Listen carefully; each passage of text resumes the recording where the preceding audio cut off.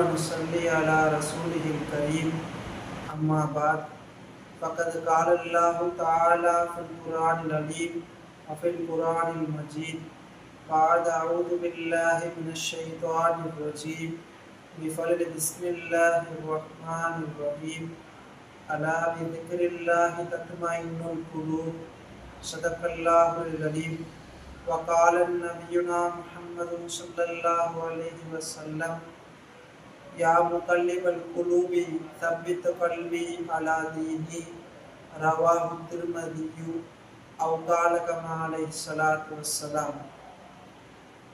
எல்லா புகழும் புகழ்ச்சியும் அல்லாஹ் ஒருவனுக்கே சொந்தம். இறை சாந்தியும் சமாதானமும் நம் இருலகத் தலைவர் முஹம்மது நபி ஸல்லல்லாஹு அலைஹி வஸல்லம் அவர்கள் மீதும் அன்னாரின் குடும்பத்தார்கள் மீதும் அன்னாரின் அடிச்சுவடுகளை பின்பற்றி வாழ்ந்த உத்தம சத்திய சஹாபாக்கள், தாபியீன்கள், தபா தாபியீன்கள், நாதாக்கள், சுஹதாக்கள், அவுலியாக்கள் மற்றும் இந்த காணொளியின் மூலம் உலகம் எங்கிலிருந்தும் கண்டு கொண்டிருக்கின்ற நம் அனைவரின் மீதும் உண்டாகுவதாக. ஆமீன். இந்த இஸ்லாமிய உபதேசங்கள் என்ற தளத்தின் மூலம் ஒவ்வொரு நாளும் ஒவ்வொரு நல்ல உபதேசங்களை கேட்டு வருகின்றோம். அல்ஹம்துலில்லாஹ். அல்லாஹ் நம்முடைய இந்த முயற்சியை ஏற்றுக்கொள்வானாக. ஆமீன். இன்றைய உபதேசமாக நாம் பார்ப்பது எங்கே நிம்மதி என்ற தலைப்பின் கீழ் பார்க்க இருக்கின்றோம். ரப்புல் ஆலமீன் அல்லாஹ் தஆலா நமக்கு என்னென்ன தேவைகள் இருக்கின்றதோ எல்லா தேவைகளையும் நிறைவேற்றி செய்வதற்கு, நிவர்த்தி செய்வதற்கு உண்டான வழிகளை தந்திருக்கின்றார். ஒரு மனிதனுக்கு உணவு வேண்டுமா, அந்த உணவு ஏற்பாடுகளை ரப்புல் ஆலமீன் அல்லாஹ் செய்கின்றார். அதே போல ஒரு மனிதனுக்கு பொருளாதாரம் வேண்டுமா, அந்த பொருளாதார வசதிகளை இறைவன் செய்து தருகின்றான். இதே போலதான் ஒரு மனிதனுக்கு நிம்மதி என்பதும் அது ரப்புல் ஆலமீன் தர வேண்டியது. அது ரப்புல் ஆலமீன் தரக்கூடியது. ரப்பிற்கு நாம் நெருக்கத்தோடு இருந்தோம் என்றால், அல்லாஹ் சொன்னபடி நாம் வாழ்ந்தோம் என்றால் நம்முடைய வாழ்க்கை நிம்மதிகரமான ஒரு வாழ்க்கையாக இருக்கும். நம்முடைய வாழ்க்கையில் எந்த பிரச்சனைகளும் எந்த இல்லல்களும் மன சஞ்சலங்களும் இல்லாமல் இருக்கும். எனவே நாம் ரப்பு சொன்னதின் பிரகாரம் இறைவனோடு நாம் தொடர்புள்ளவர்களாக வாழ வேண்டும். அப்பொழுதுதான் நம்முடைய வாழ்க்கையில நிம்மதி என்பது இருக்கும். ரப்போடு தொடர்பில் இருக்க வேண்டும் என்று நாம் பார்க்கின்றோம். யார் யாரோடு தொடர்பிலே இருக்கிறோமே, தேவையற்றவர்களோடெல்லாம் தொடர்பிலே இருக்கின்றோம், அவர்களோடு பேசுகின்றோம், உறவாடுகின்றோம். ரப்பிடத்திலே தொடர்பு வைப்பதோ அவனிடத்திலே பேசுவதோ நாம் குறைத்து வைத்திருக்கின்றோம். எனவேதான் நம்முடைய வாழ்க்கை இன்ற அளவிலும் எந்த விதமான நிம்மதிகளும் இல்லாமல் திகழ்கின்றது.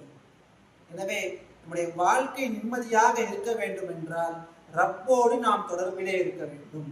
தொழுவதின் மூலமாக, திக்ர் செய்வதன் மூலமாக, குர்ஆன் ஓதுவதன் மூலமாக, அல்லாஹ் எந்தெந்த விஷயங்களை எல்லாம் நல்ல விஷயம் என்று சொல்லி தந்திருக்கின்றானோ, நாயகம் ஸல்லல்லாஹு அலைஹி வஸல்லம் அவர்கள் எந்த விஷயத்தில் எல்லாம் பரக்கத்திருக்கின்றது, செய்ய வேண்டும் என்று நம்மளை ஏவி நிற்கின்றார்களோ அந்த எல்லா விஷயங்களையும் நாம் செய்ய வேண்டும். அதை செய்து ரப்போடு இணைந்திருக்க வேண்டும்.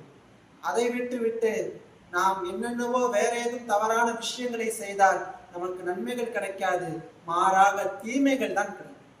எனவே நிம்மதி என்பது இறைவனோடு நாம் தொடர்பிலே இருக்கும் பொழுது நமக்கு கிடைக்கக்கூடியது. அல்லாஹ் குர்ஆனிலே சொல்வதை போல அலா பிதிக்ரில்லாஹி தத்மஇன்னுல் குலூப், அல்லாஹ்வுடைய நினைவிலே, அல்லாஹ்வுடைய திக்ரிலே உள்ளத்தினுடைய நிம்மதி இருக்கின்றது என்று அல்லாஹ் சொல்கின்றார். எனவே இறைவனோடு தொடர்பிலே இருக்க வேண்டும். இது முதல் விஷயம். இரண்டாவது, எதன் மீதும் ஆசை கொள்ளக்கூடாது. பொதுவாகவே ஆசை என்பது இருக்கலாம், ஆனா பேராசைகள், அதிகமான ஆசைகள் நம்முடைய உள்ளத்தில உண்டான, வாழ்க்கையில உண்டான நிம்மதிகளை சிதைத்து விடும். எனவே அதிகமான ஆசைகள் இருக்கக்கூடாது. பேராசைகளை கட்டுப்படுத்த வேண்டும். முஃபீது தாலிபின் என்ற கிதாபில் சொல்லுவாங்க, அல் கனாஅத்து மிஃப்தாஹு ராஹத்தின் சொல்லுவாங்க. அல் கனாஅத்து போதும் என்கின்ற அந்த தன்மை, மிஃப்தாஹு ராஹத்தி நிம்மதியினுடைய சாவி என்று சொல்லுவாங்க. அப்போ நம்ம வேண்டும் வேண்டும் எனக்கு இது வேணும் அது வேண்டும் என்று ஆசைப்பட்டு கொண்டே நாம் போனோம் என்றால் நம்முடைய வாழ்க்கையிலே நிம்மதி இல்லாமல், நம்முடைய வாழ்க்கையில எந்த விதமான சந்தோஷங்களும் இல்லாமல் ஒரு கஷ்டமான ஒரு வாழ்க்கையை நாம் சுமக்க வேண்டிய ஒரு சூழ்நிலை வந்துவிடும்.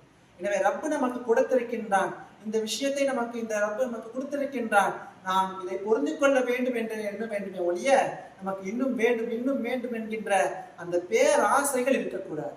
எனவே நிம்மதிக்குரிய இரண்டாவது வழி பேராசைகளை, பெரிய ஆசைகளை நாம் தவிர்த்து நடக்க வேண்டும். மூன்றாவது, நம்முடைய தேவைகளை எல்லாம் ரப்பிடத்திலே கேட்க வேண்டும், அல்லாஹ்விடத்திலே நாம் கேட்க வேண்டும். நமக்கு வீடு வேண்டுமா, அல்லாஹ்விடத்திலே கேட்க வேண்டும். அதற்கான முயற்சிகளையும் நம்ம செய்யணும்.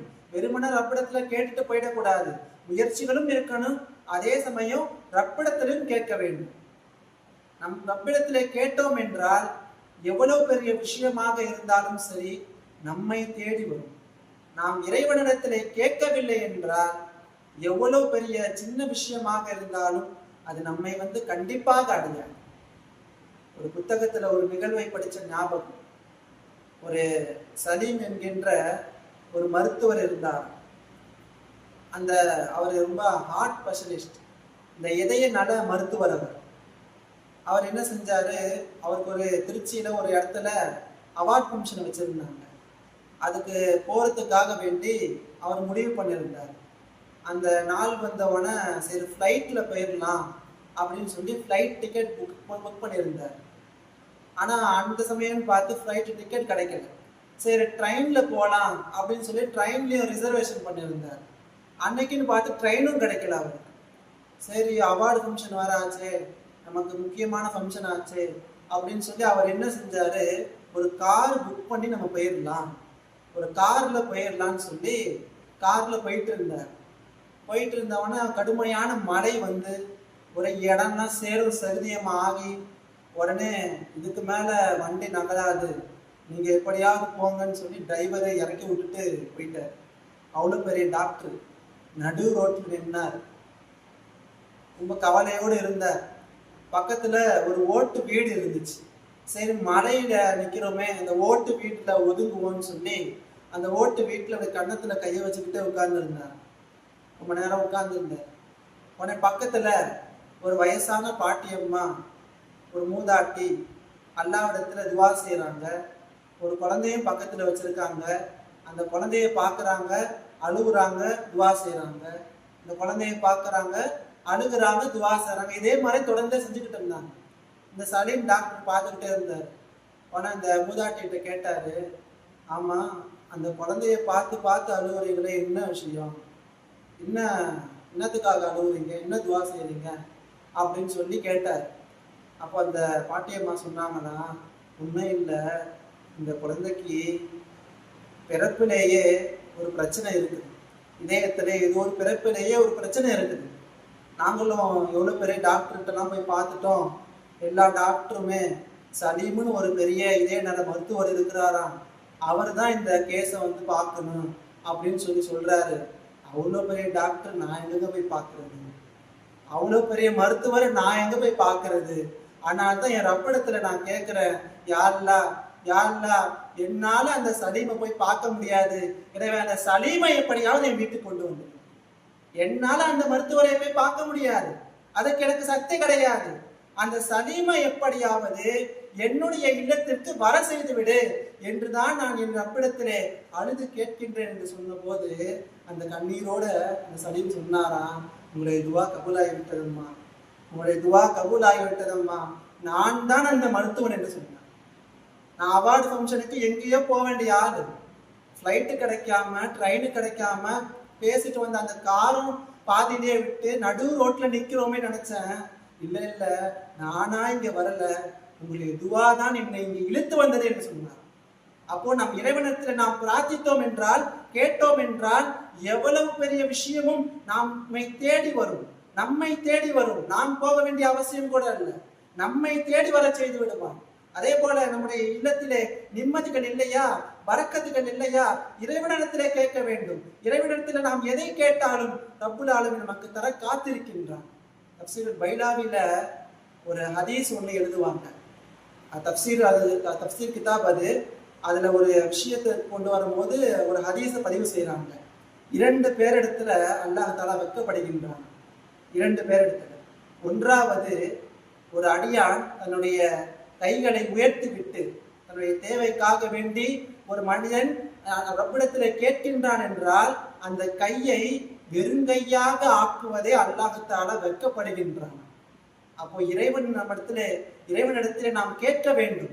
நாம் அதிகமாக நம்முடைய சக்கீனத்திற்காக வேண்டியும், பரக்கத்துக்காக வேண்டியும், ஆஃபியத்துக்காக வேண்டியும் நாம் கேட்க வேண்டும். அப்பொழுதுதான் நம்முடைய இல்லங்களும் நம்முடைய உள்ளங்களும் பரக்கத்தான நிம்மதியான ஒரு உள்ளங்களாக ஆகும். எனவே வல்ல ரஹ்மான் அல்லாஹ் நம்ம எல்லோருக்கும் நிம்மதியான ஒரு வாழ்க்கையை தந்திருவானாக.